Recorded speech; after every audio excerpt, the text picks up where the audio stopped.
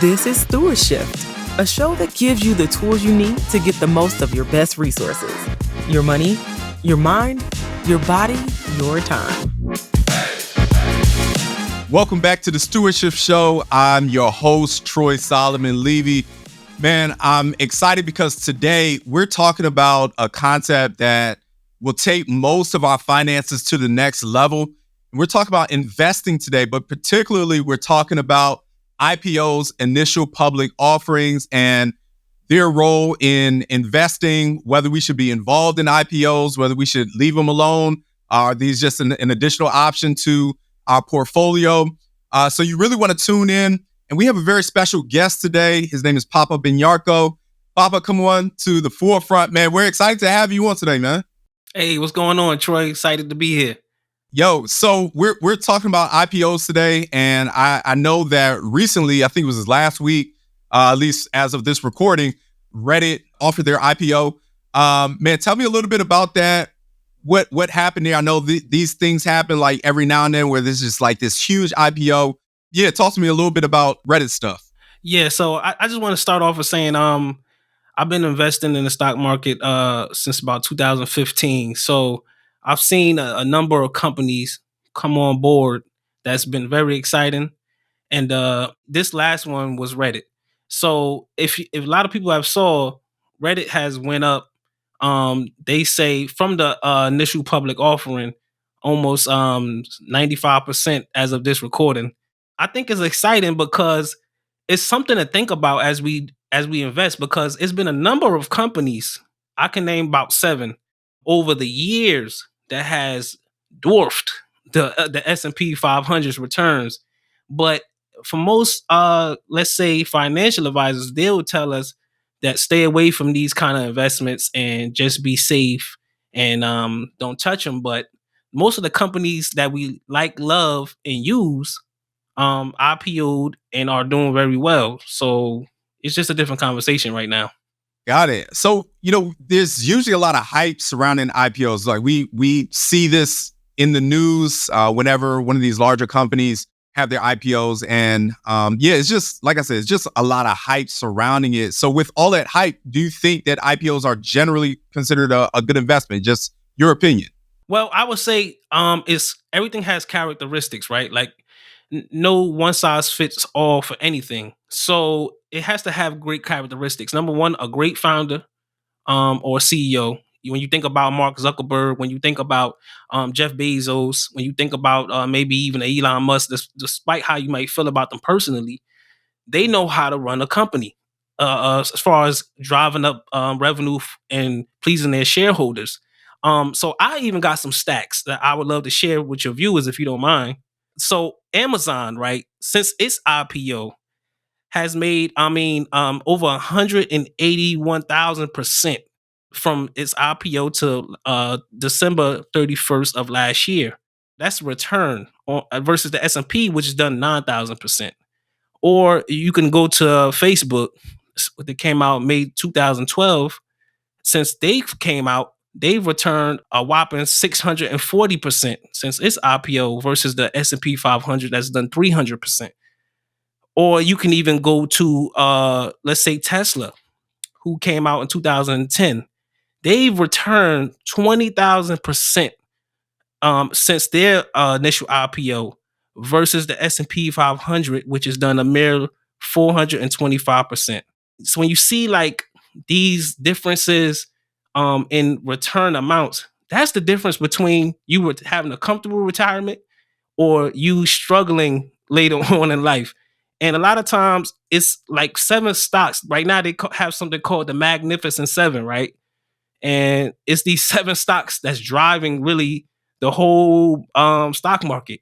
And they would tell you, just get an index fund. But why? When I could just own a lot of these 7 stocks and enjoy and be a part of these returns that I just mentioned. Now, I get like the excitement and the hype surrounding it. I do have a question about potential drawbacks and pitfalls about it. So you did mention several companies that are doing very, very well. Talk about Facebook and Tesla and these kinds of companies. like the reality is there are some companies that haven't done as well that have also IPO'd. So like where do we draw the line? How do we mitigate those risks of the IPOs, especially considering that not every company does extraordinarily well like some of these unicorns that you just mentioned? How do we mitigate those risks? Yes. So I always tell people wait for their first earnings report when they after the initial IPO, after the hype dies down. Wait for the initial earnings report and see if the company is saying, "Hey, our forward guidance is looking great." Like every company, forward guidance is the most important part of an earnings call or earnings report. They have a earnings call that they will relay how they're doing financially, which really always doesn't matter because a lot of companies aren't profitable, but they should have great forward guidance. So based on their forward guidance, if you look at a company ARM ticker symbol, they reported a great forward guidance and they stock almost doubled in one day. So, and it's still going higher. Even they didn't have a big drawdown the next day, which indicates that what they said has really resonated with investors because the institutional investors, I don't want to go too deep into it, but institutional investors really drive the market, which is pretty much fund managers of hedge funds and large investment brokerage firms. Besides the report, are there any other indicators of how well a company could do? I mean, obviously, no one can ever forecast like, yeah, this company is going to do great and will never fail. No one is prophetic in that way. But you did mention one indicator. Are there any other indicators that we should look for in order to try to like mitigate any risk or loss? Yeah. Besides that, like you said, there's no real true way to know. But I mean, I tell everyone a great CEO, a great founder. Really, let me not say CEO, a founder of a company that really believes in their company. If you look at Sam Walton and how he drove up Walmart. If you look at, let's say, Amazon and Jeff Bezos and his story, these were people that really was driven personally. Or if you look at Mark Zuckerberg with Facebook, if you ever wanted to bet on a person, these were great people to bet on. So a great CEO, a great founder is definitely another indicator. And then also, I mean, if you see these something like Amazon, if you see these warehouses popping up all in your neighborhood, that means they're gaining market share. Market share equals great revenue. Great revenue equals price of shares going up. So you have to pay attention, I would say, to just what's going on in the world. That's very important as well. I want to play devil's advocate just a little bit in terms of comparing to mutual funds, right? So obviously with mutual funds, one of the great things about mutual funds is that by design, they diversify the assets. So, I'm just in terms of like just long-term investment potential and obviously mutual funds, they don't have the like the super high potential that investing in a single company has. But I'm just interested in your perspective on mutual funds versus IPOs. Should there be a good mix between single stock and mutual funds? Do you suggest going kind of all in one particular direction? What are your thoughts on that? I would say mutual funds, number one, usually they have a hand in a lot of people's retirement funds, and they can. It's usually run by a fund manager which has high fees. So if you notice lately, mutual funds in itself hasn't been championed by anyone in the investment community because they have high fees and low returns for the most part. Now, index funds and ETFs, which is a basket of stocks that mirrors an index. So you will have for, let's say, the S&P 500, they will have an index fund that mirrors it, or a ETF, exchange traded fund. And ETF index fund is really no more than a difference between passive and active investors, really. But these things have a basket of companies and different entities that are lumped into one. The problem with that is a lot of times you don't know how much of a percentage you might own of a company that you really like. So You might already like Tesla and they'll have it in their portfolio, but it might be 2%, or it might be very small. So you are not really gaining anything by owning that thing, but you're paying them fees every year for them to be smarter than you in the investment world, right? And a lot of times people have realized that their returns haven't matched the fees that they're paying. Got you. So one of a major drawback of mutual funds are fees, pretty much, that kind of takes away from any gains that were won. Yeah, it seems like it benefits the actual fund itself more than it benefits the investor, and that's the problem now, because a lot of people want to be so passive. They're missing out on the biggest gains of their life right in front of their eyes. So within the IPO world, or let's just call it single stock world, what would be a good way to diversify? For people who are scared of the risk, and I think that that's a healthy fear, the risk of lack of diversification. I think diversification is just an important thing for investing, period. So like, if you're investing in investment properties, you probably shouldn't have it all in one part of town, because who knows? And so real estate, or whether that's in stock, don't have it all in one sector. Don't have all of your stock in just tech. Obviously, tech is up today, but who knows? You never know what could happen to tech tomorrow, or it could be in hospitality or whatever sector. You got to diversify at some point. But I'm just wondering if there's a way to diversify or get some of the blessing or some of the good things of mutual funds with single stock. Is there a way to kind of help do that at all? Yeah, so I just want to be real clear.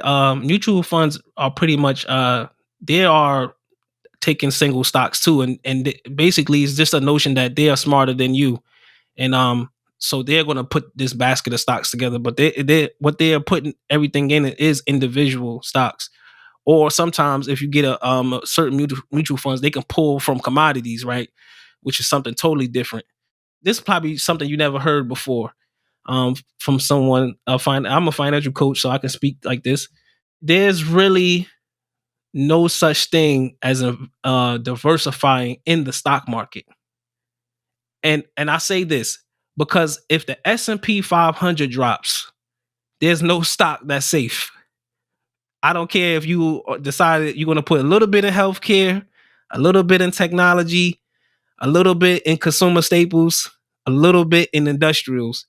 If the overall indexes fall, every stock is going to fall.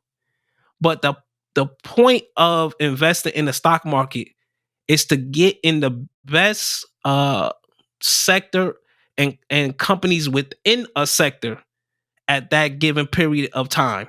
So in this decade, in this time of the world, what is leading the world? We know technology is leading the world, and most companies in technology are in the S&P 500 or the Nasdaq. Mostly are in the Nasdaq.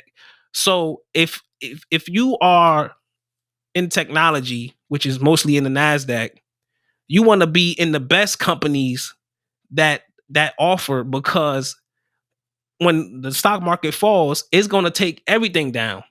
But you will be so far ahead of most of these other companies that might have ticked up 1%, maybe 2%. And then now here comes these 5 bad days. In technology, I might own, let's say Amazon, which is up 20% in the last 4 months. So when this bad day comes, I might drop 2%, 3%. You might have went up 2% in the last year. And when this bad day comes, still drop 2% like I did. Who's doing better, in the overall, and you know what I mean, in totality. So we have to be careful when we get too safe in the stock market, because when the indexes fall, everything falls. But when the indexes go up, not everything goes up. It's only the companies that are in demand and that are most popular in today's society. This is good stuff, man. I think this is a conversation that everyone needs to have and hear about, Whether or not you decide to invest in single stock or for that IPO, that initial public offering, be knowledgeable about the companies. And I'm hearing you say that, and you said this a few minutes ago, that generally speaking, if a company has good leadership, if that leadership has proven themselves to be a good decision makers and whatnot, and I think one of my favorite authors says this, man, everything rises and falls on leadership, right? That's probably one of the best indicators of whether a company will do well or not do well. Obviously, there are some companies that have had good leadership and haven't done as well. But generally speaking, the trend is, man, good leaders are going to produce good companies. And so I'm hearing you say, so take a look at the leadership of the company. That's one of the hugest indicators. Track record, of course, is going to be very, very important as well. But this should be an option for a single stock, especially through the IPO process. It should be an option. We should at least take a look at it. Am I hearing that correctly? Yes, and also you cannot. Let me not say you cannot, but most individuals cannot afford to really be a part of the IPO process, which is offered by an investment bank firm. Think of SoftBank, think of Morgan Stanley.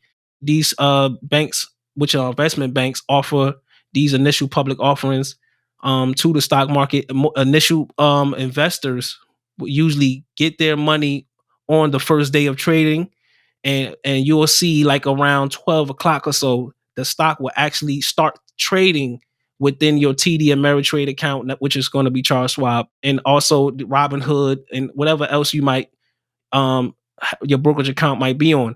These stocks, like I said, are the catalyst to the difference between retiring and still working in your 70s. Because, as I mentioned, if you go on to the Amazons, the Teslas, the Netflixes, the Alphabet, the Nvidias, they are literally helping people retire and moving people forward. And a lot of times when we leave it up to fund managers, they might take a bite of that.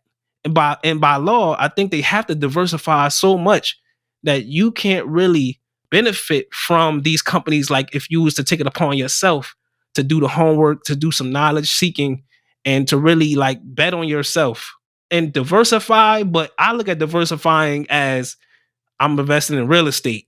I'm investing in stocks, which is the equity markets. I got some bonds, like totally different things. To me, that's diversifying. Diversifying within the stock market is kind of a fallacy. Hey, yeah, y'all have heard it here straight from the financial coach's mouth. Take a look at this as an option. And hey, if it's for you, cool. If not, hey, keep it moving. There's other ways of investing. It's not just one way. But man, Paapa, we really appreciate y'all. Appreciate you being on here on the StewardShift show, man. You've given us some really valuable knowledge, man. And we're going to take this and make sure we do something with it. At the very least, we're going to do our homework and take a look at it to see if it's an option for us. Yeah, I just want to thank you for your platform, Troy. You are helping people to really break down the walls and the barriers in their mind about finances in the way where it will be helpful to them in the future. And you can't ask for more than that. Hey, man, appreciate it. Appreciate it. Good working alongside you, man. This has been a StewardShift show. We appreciate you listening and watching. We'll catch y'all next time.